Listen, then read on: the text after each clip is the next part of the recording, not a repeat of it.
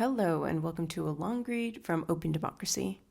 I'm Carla Abreu, a multimedia producer here at OD, and I will be reading today's long read, which is a part of a 3-part investigation from our 50-50 team.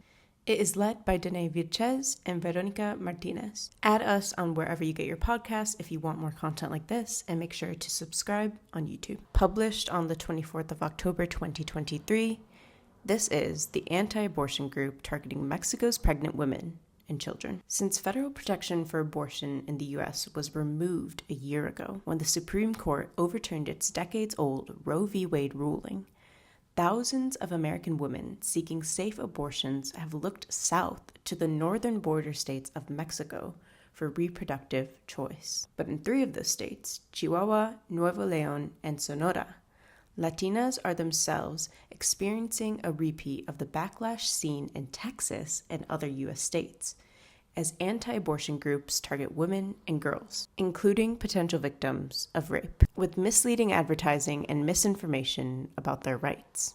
A new investigation by openDemocracy and Mexican media outlet La Verdad de Juarez has found. It seems like we are in a terrible movie where women always lose, Andrea Sanchez, a reproductive rights activist based in Sonora, told openDemocracy. Several laws in our state protect women and allow abortions, but this does not always happen because the health services are inadequate and stigmatize women. Although abortion rights have improved in the past few years, Mexican women can face a difficult path to accessing abortion, depending on where they live. 12 of the country's 32 states now allow terminations on request within the first 12 weeks of pregnancy.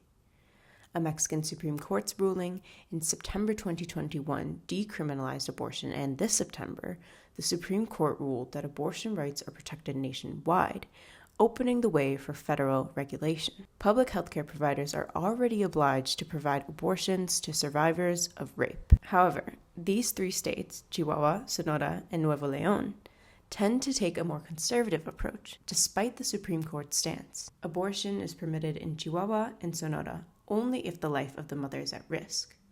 Nuevo León allows other health risks to be grounds for exemption.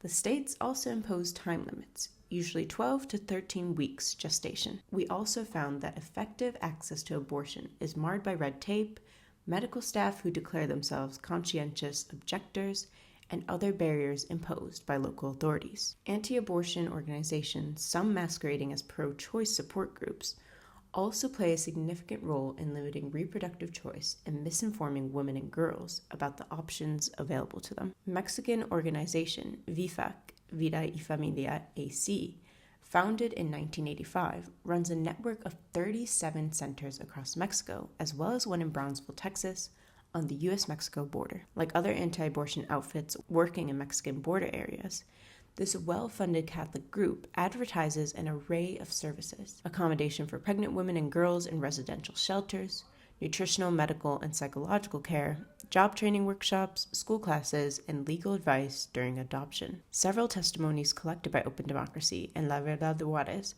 revealed that VIFAC and other anti-abortion groups in the region portray themselves online as pro-choice support groups or abortion facilitators, with messages such as, "Enjoy your freedom and bodily autonomy," or "Remember that you decide on your body." VIFAC claims to provide vulnerable women with unwanted pregnancies with alternatives for their development and that of their child. According to its 2022 report, it provided financial assistance to 1,316 pregnant women and gave information to 18,128 women via its hotlines and social media platforms. But sources familiar with the group's activities describe pregnant people, including minors and suspected survivors of sexual abuse, being misinformed and coerced into continuing their pregnancies. The group has also been accused of offering false or irregular promises of adoption. VIFAC has close ties with municipal and state governments in the 3 border states mentioned above, according to information obtained by our investigation. For example, the Federal Family and Child Welfare System, known as DIF, in Sonora, confirmed its connection with VIFAC and said it had given the group 120,000 Mexican pesos, about 5,700 pounds, for social projects in 2022. The state prosecutor's office said it offered VIFAC as a counseling provider to pregnant women who had reported being raped, and that had referred 2 women to VIFAC since 2016. In Nuevo León, the prosecutor's office admitted sending at least 2 women to VFAC in 2023, while the state's Human Rights Commission had an agreement with the organization that saw the groups refer women to each other and work together on courses and workshops. DIF authorities in Nuevo León denied having information. Activists and medical professionals who spoke to us say these connections raise concerns, particularly given the legal mandate of the Human Rights Commission and DIF to protect minors who have suffered sexual violence and to uphold federal abortion laws. Sandra Cardona, a member of the Monterrey-based organization Necesito Abortar, said, "Withholding clear and scientifically accurate information constitutes obstetric violence, deceptive and harmful practices." A therapist who worked for over a year at a VFAC center in Chihuahua State and asked not to be named told us about practices at the center that she described as medically and psychologically harmful. She told us many clients had learned about VFAC through social media posts with messages such as, "Are you pregnant? Do you need help? Call." Several wanted to know about how to terminate their pregnancies, she said, but VFAC had not given them accurate or timely information, which meant that by the time she met them, they were all past the 13-week time limit for legal abortions. All they, VFAC staff, were doing was re-victimizing them and even kind of punishing them, she said, as if they had to feel ashamed or bad for having done something wrong, getting pregnant. The therapist said that when she believed or learned that her clients were victims of sexual violence, she would ask VFAC staff to refer them to urgent primary care where they could get specialized assistance or an abortion. But her requests were ignored, she said. She was also assigned the task of organizing workshops to help the women gain skills and get jobs, but most of these workshops never took place. Instead, the women received spiritual counseling. Every day, they had to pray the rosary as part of their chores, in return for accommodation at VFAC shelter for vulnerable pregnant women, the therapist said. The therapist frequently told the center's director about the violence experienced by her clients. Many of her worries were dismissed, she said. She also struggled to educate the women about domestic and gender violence, while they were being lectured by other staff members on purity culture and virginity, as well as the omission of key information about their legal rights. The therapist alleged that women consistently received misinformation from staff about abortion, spanning both moral and medical aspects. They were wrongly led to believe in severe risks such as death or irreversible effects on reproductive health, she said. The therapist also said VFAC framed motherhood as a sacred duty and abortion as equivalent to taking a life. She was instructed by VFAC to push clients to consider adoption rather than interrupting their pregnancies, even for teenagers under the age of consent, which varies from state to state. The therapist gave the example of an 11-year-old girl who lived with her mother and stepfather in a poor neighborhood in Ciudad Juarez, the largest city in Chihuahua, which lies opposite El Paso in Texas. She was described in VFAC's internal records as getting pregnant after having sex with her boyfriend and as willing to give birth. But in the therapist's eyes, the girl had been raped, a view supported by the law in which 11-year-olds are below the age of consent. An 11-year-old girl cannot fully understand and consciously say that she wants to become pregnant, she explained. Reluctant to endorse VFAC's practices, the therapist left her job. She said she had not understood VFAC's position on abortion before taking the role, believing it simply to have been an organization helping women in difficult situations. VFAC in Chihuahua. VFAC's Casa Hogar shelter in Ciudad Juarez appears to offer a warm welcome. At the entrance is a poster of a pregnant woman holding her belly alongside the message, "Let's celebrate life." Statues and portraits of the Virgin of Guadalupe appear in the kitchen, living room, and bedrooms. A bedroom wall dedicated to new mothers and their newborns is adorned with a painting that reads, "The Incarnation is a beautiful story of divine love in Mary's womb." The Incarnation refers to the Christian belief in God becoming human through the birth of Jesus. Michelle Araiza, the head of the shelter, says they get 17 to 20 clients, all pregnant, each month, as well as women who contact VFAC independently, usually via WhatsApp or their Facebook page. The center receives adolescents classed as vulnerable migrant women and victims of rape. Some clients stay in the shelter until a child is born.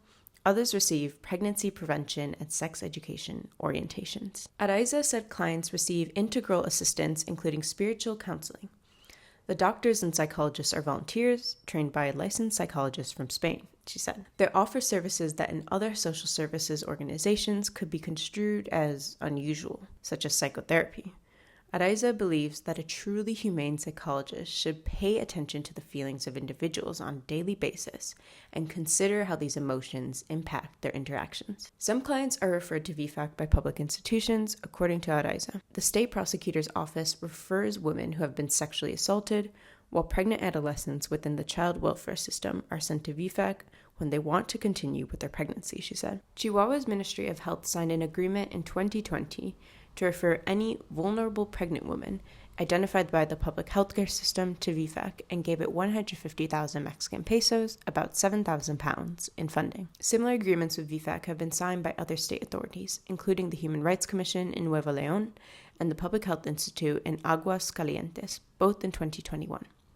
Jalisco's Development and Social Inclusion System funded local VFAC centers to the tune of 2.8 million Mexican pesos, about 135,000 pounds, between 2007 and 2011, and from 2016 to 2019, according to Mexican media outlet Zona Dax. Araiza said that when clients ask for pregnancy termination options, VFAC refers them to the local Municipal Institute for Women, IMM in Spanish, a local branch of the government body responsible for protecting the rights of women and girls in Mexico.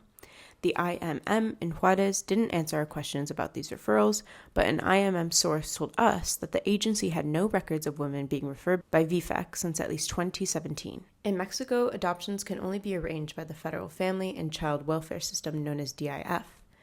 Other organizations are not allowed to play a role in the adoption process.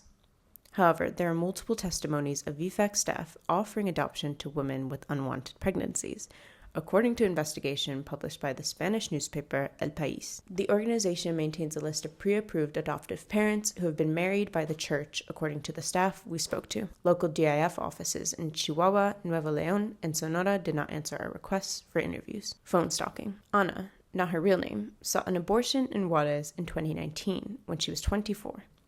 Already a mother, she and her husband had decided they didn't want another child. As she searched online, she came across a Facebook ad that said, "You are not alone, we can help you." She wrote to the page and got an answer from VFAC in Juarez saying it offered assistance to pregnant women. Ana shared her phone number and was contacted by someone from VFAC via WhatsApp, but this person was unclear on what they could offer women with unexpected pregnancies. They said they were going to help us and not to be afraid. They said they understood my situation and that everything was going to be fine, but they didn't tell me how to get an abortion, Ana said. A VFAC member asked to meet her at a shopping mall in the city, but Ana was suspicious and decided not to go. Instead, she reached out to another group, a feminist collective in Mérida, southern Mexico, which helped her get an abortion when she was 11 weeks pregnant. However, VFAC members continued to call her over the next 5 months, expressing concern for her. Ana was worried that she had given them too much personal information. "I was already a mother and had a baby in my arms. Making the decision was hard. Going through the procedure was difficult, and then having to keep getting these calls. I wanted to tell them, how do you want to help me? Help me take care of my son while I rest. That is real help," she said. In response to the claims made in this article, Teresa Eguiluz, communications director of VFAC Mexico, told openDemocracy, "We regret to inform you that we did not find substantiation, solid evidence, and hard data to support the findings presented by you. At VFAC, we are committed to transparency and integrity in our activities and programs. Our aim is to restore the human and social rights of pregnant women in difficult or vulnerable situations, and to offer them alternatives for their development and that of their children."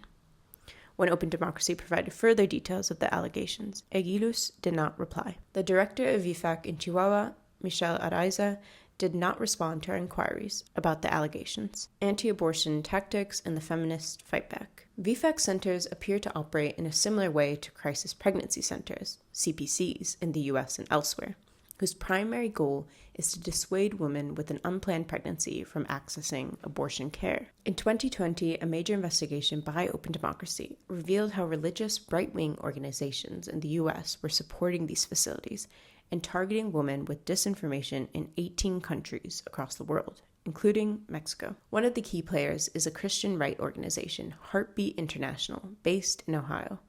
Around 70 CPCs across Mexico are listed on Heartbeat's directory of pregnancy help, including at least 20 in border towns, of which 4 are owned and run by VFAC. When questioned about their connections with VFAC and the allegations presented in our investigation, Heartbeat's president, Jorel Gautzi, said, "We endorse and stand behind pregnancy support initiatives that prioritize the affirmation of life, such as the services offered by VFAC. These programs aim to provide women with viable alternatives to abortion." But Cardona, of the group Necesito Abortar in Monterrey, the capital of Nuevo León, said, "These so-called pro-life clinics operate under the guise of promoting reproductive rights, but use unethical tactics to dissuade women from seeking abortions."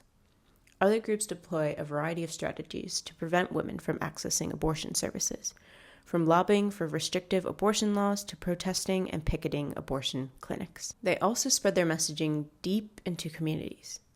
Walking down the streets of towns in Chihuahua, Nuevo León, and Sonora, it's common to see murals and posters with anti-abortion messages. In Monterrey, there are at least 2 murals for 40 Days for Life, a powerful Catholic anti-abortion group based in Texas that is known for harassing clients and staff of abortion clinics across the world. In Mexico, 40 Days for Life holds vigils and prayers outside public hospitals that provide abortion services. Eduardo Jaén, who is a priest at Juárez's historic Our Lady of Guadalupe Cathedral, has connections with the local branch through his role as the head of the Archdiocese Family Ministry. He told us his duty was to do the work of persuasion to prevent women from having abortions. Jaén conceded that he can't force women to continue with their pregnancies, but he tries to persuade them to get an ultrasound scan. When a woman sees an ultrasound and sees how the child moves, how it sucks its thumb, how it jumps in the womb, that woman reacts and changes her mind many times, he claimed. As the backlash against reproductive health care has turned increasingly violent, feminists and pro-choice activists in the Mexican border states have come under attack. Most harassment occurs online. Tokia Casimiro, a member of a group that helps people access medical abortions in the city Hermosillo in Sonora, told openDemocracy that the group's Facebook page was cloned in 2019 and used to spread disinformation. They used our photos and paid for advertisements to reach more people.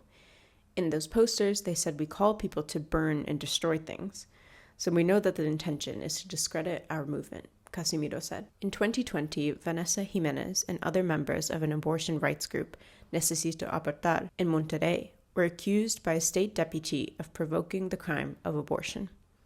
The allegation triggered a criminal investigation that lasted several months, but the case was eventually closed, said Jimenez. Despite the mounting obstacles and dangers they face, activists are undeterred. Andrea Sanchez from Aborto Seguro Sonora, which helps women access the pills for medical abortions, said, "We have supported many of these women after their traumatic experiences with these ultra-right-wing groups, with truthful information so they can overcome their trauma. The fact that we are not doctors or nurses or health professionals does not mean that we are not qualified to help or accompany them.